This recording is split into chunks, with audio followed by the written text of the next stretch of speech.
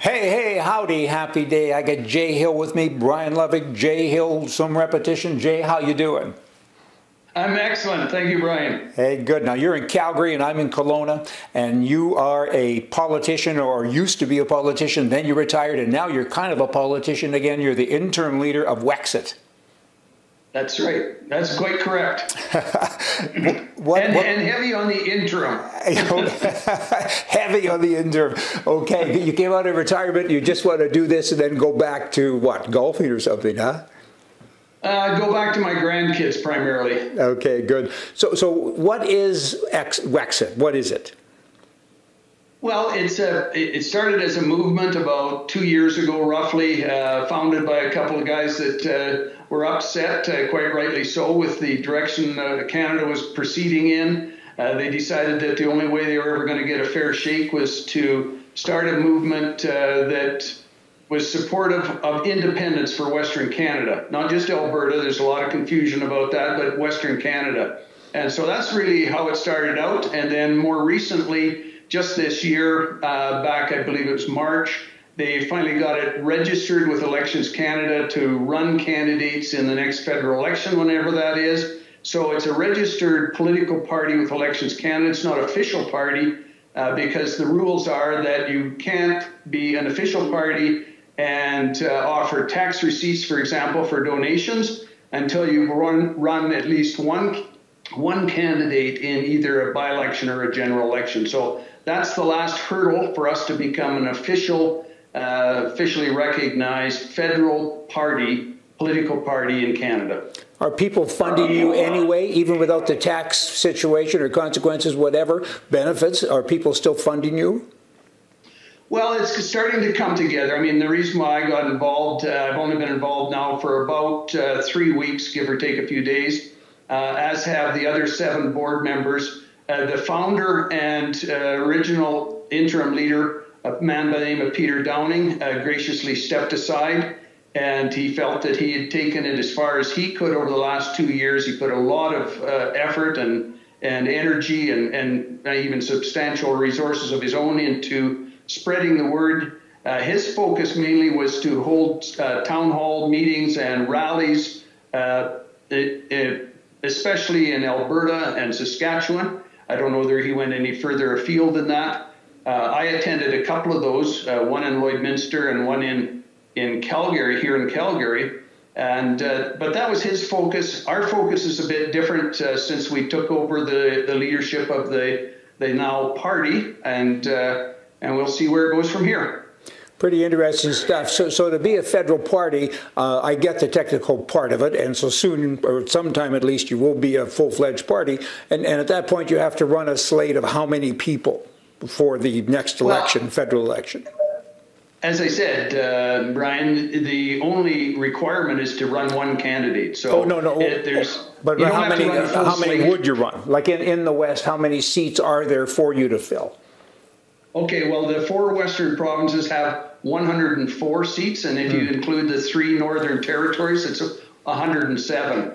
We will obviously purposely limit ourselves to those 107, and how many we can properly organize to run a credible candidate and a credible campaign in, it's anyone's guess at this point because we're just getting started. Yeah.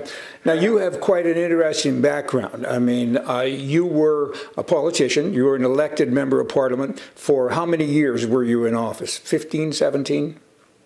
Yes, 17 years. I first ran for the Reform Party when it was less than a year old in 1988. And of course, in that election, none of I think we ran 72 candidates in the 88 Western ridings. That's all we could get organized. As I say, the party was less than a year old in that election. So none of us won. Preston Manning ran against Joe Clark, and he ran second. A number of our candidates in Alberta ran second behind the PCs, but we didn't win any seats. So I ran first in 1988, then I stayed involved, won the nomination to be the candidate again, and won in 1993, and then I won consecutively in 5 elections after that, re-election. So 6 elections, I was victorious. and I quit in 2010 when I was a sitting cabinet minister with Stephen Harper.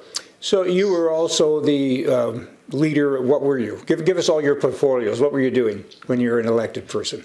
Well, I guess the interesting political trivia is that I had staff check at one point. There's never been an individual that has been their party whip. That's the sort of the disciplinarian and mother confessor of the party, of the caucus. There's never been an incident that they could find in our parliamentary history where someone held that position twice. I've held it 4 times for 4 different parties or entities. And the reason why I say entities is because one of the times I was the whip, it was for something called the PCDR Coalition, which was the only recognized coalition in the House of Commons, and it only lasted 7 months, and I was the whip of that for that 7 months. So I've been whipped 4 times, both in opposition and in government, and I've been the House leader for twice, both in opposition and in government, both times for the Conservative Party of Canada. So I think that was the position that I held when I quit in 2010. So as a House leader, I think you sit right beside the Prime Minister and like you're in pretty close contact with all of the people that are running the country. Is that true? That's true. Yeah, you're a full cabinet minister. Yeah. The official title is Leader of the Government in the House of Commons, but it's commonly referred to as House Leader. Yeah. You actually sit straight behind the Prime Minister in the chamber. Yeah. But you work, of course, very closely because your primary responsibility is to shepherd the government's parliamentary agenda, their legislation, through the chamber and into law. So you were a very high up guy, and then you retire, and a few years later you come out of retirement and say, I'm going to lead a party and try to separate from Canada, and here's the reasons why I'm doing that. And what was the reaction? Certainly there was a lot of different reactions. Some people were very happy, some people were very frightened, some people were probably very scared, and probably many were very angry. How am I doing? Am I kind of hitting that? I mean, did you have all of those things happening? Definitely. Yeah, you hit it right on the mark, Brian. The reality is that the very mixed feelings. I've had some incredible support, supportive comments, phone calls, but a lot of people I would have to put into the category that they're very puzzled as to why someone that was such a committed federalist has suddenly gone over to the dark side. You know, I've been called things like a traitor and you don't love Canada anymore, and what the hell happened to you? You got hit on the head or something? Did you fall down? Because I am 67 years of age, so they wonder if I fell down the stairs one morning and ended up interim leader of the Wexit. So what's your answer to that? How do you respond when you're called a traitor? What do you say? Well, I say that I just got frustrated to the point, and I think a lot of Westerners are at that point. I got frustrated to the point where I could see that nothing's going to change. So the way I describe it is, at some point in time, when you're in an abusive relationship, you have to take a bit of a leap of faith and leave that relationship. And I believe that Western Canadians should be at that position. For over 150 years, we have tried the same thing over and over again. And that's the modern definition of insanity, I think, politically in Canada, is to do the same thing over and over again, expecting a different result. Yeah. And we're never going to get that result, because the fact of the matter is, and you know this better than most, Brian, is that the power through population resides in central Canada, in Toronto, Montreal. And if we needed any great evidence of that, it was last October, when the West almost entirely voted Conservative, but it was over before we got to the Manitoba border. Yeah. Oh, no, hey, I'm a Westerner, and it's a big frustration. It always has been. I know, I get it. The very first time I voted, I was racing to get to the polling station. I got there at 5 to 8. Before I got out of my vehicle, they were announcing the Prime Minister already. So, no, I get it. So what about Prime Minister Harper? Any reaction from him to you with regard to what you're doing? I haven't heard from Stephen at all on this issue. I mean, I've heard from some other former colleagues. Some have been quietly supportive. I mean, obviously, they're not going to come out publicly and endorse what I'm doing, but in private conversation, they understand why and what drove me to this. Others, are extremely upset because they're still with the Conservative Party of Canada. They're still working hard. They're going through their own leadership race right now, as you know. Yes. And so that in itself is divisive enough without having someone on the outside like myself further complicating things for my former colleagues. So I understand all that. Yeah, it's interesting because I know with President Trump as an example, so many people, when asked who they voted for, always say, I didn't vote for him. And if you were out and talked to the masses of the great unwashed, hardly anyone voted for him, and yet almost 70 million Americans did. So the point is that they're frightened to say that because it's not popular, right? And so we'll see what happens. And at the moment, you're kind of probably on the not popular list, but in terms of the separation. But there are so many people. I travel this country a great deal, and some politicians just kind of spend their time talking to other politicians. I don't drink. I used to with both hands, but I don't now. But I go to bars all the time. I'm in saloons from coast to coast. And you know what? You'll get a lot of votes. There's a lot of guys that probably won't say that they want to, but they're frustrated. They're very unhappy. They've had a poor relationship. One fella in a bar in Stettler, Alberta, explained it to me this way. Pardon the long verbiage, but I thought it was kind of cute. He says, it's like having a wife, and every day she hits me, she beats me up, and then she starts speaking a different language, and she's always reaching into my wallet and taking my money, and she took my job away from me, but yet she yells at me for not working, so I can't give her more money, but there's no job. And I thought, wow, what? and he said, that's Alberta, and that's Quebec. Ooh. I said, okay then. And that's the way he put it, as he was drinking beer with one hand and getting ready to put them both into action. So yes, I get it. And a lot of people do get it. So you have a big task, though. Even with all of the support that is kind of hidden right now, you've got a big task to go out and get 40. Well, you've done it. Reform Party. You've done it. This is another reform thing. So a lot of people will say you're going to split the vote. They will say the Conservative Party now will never win again because of you. It's kind of like a PC party didn't win again because of you, because of the Reform Party. What do you say to that? Well, I'm saying if people actually see the truth for what it is, that the Conservative Party is never going to be able to treat the West fairly on the important issues, whether it's equalization, whether it's getting rid of the national carbon tax, fight back against the rabid environmentalists, whether it's to get energy east, without giving a veto to the province of Quebec that doesn't allow that. I said a while ago, I would be willing to actually think that there's some hope if I actually saw down in Toronto and Ottawa people protesting by the thousands, demanding the federal government ban the importation of foreign oil. You know what, Brian, if I was to see that, I would say, you know what, those folks down there are finally getting it. Yeah. But we will never see that. We will never see, us become self-sufficient in oil. We should be. We have the reserves to be. But because it doesn't fit the plans and the profitability of central Canada, we don't. So our main product, as far as a monetary generation product in Alberta and Western Canada, remains landlocked. By and large, we remain having only a single customer, the United States. Just as one example. I mean, this isn't all about oil, of course. But oil has been the driver for the big monetary transfer that has gone on now, since, the 60s? And, so over $100 billion that's flowed down to central Canada, largely to Quebec. Oh, it's shocking. The numbers are shocking. I, for one, say it's never going to change. It's not going to stop. It doesn't matter if it's a Conservative Party led by Peter MacKay or Aaron O'Toole or whoever is the next leader of the Conservative Party, because just as with Stephen Harper and myself and all of us that had to compromise to the point where it actually became appeasement, you have to look to where the votes and the seats are, and they're in central Canada. But you need a law. It's like that in the U.S. What have they got? What's the college called? Electoral college. You need something. You need senator representation. You need something, and that's never going to come.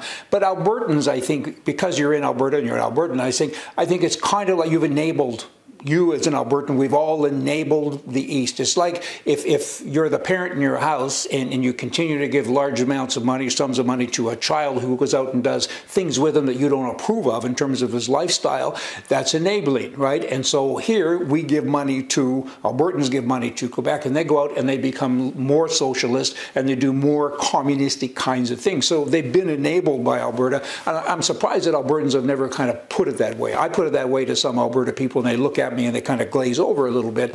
But I think that, you know, maybe we have some responsibility too. Off on a tangent. Let's go back to the leadership. You said interim with a capital I, or that's what I heard at least. That means you only want to be here for a while. Who would come in? Are you going to have a leadership convention, and do you have people in mind? Has anyone approached you that you can't tell us probably, but some big shot who can come in and lead us out of the wilderness?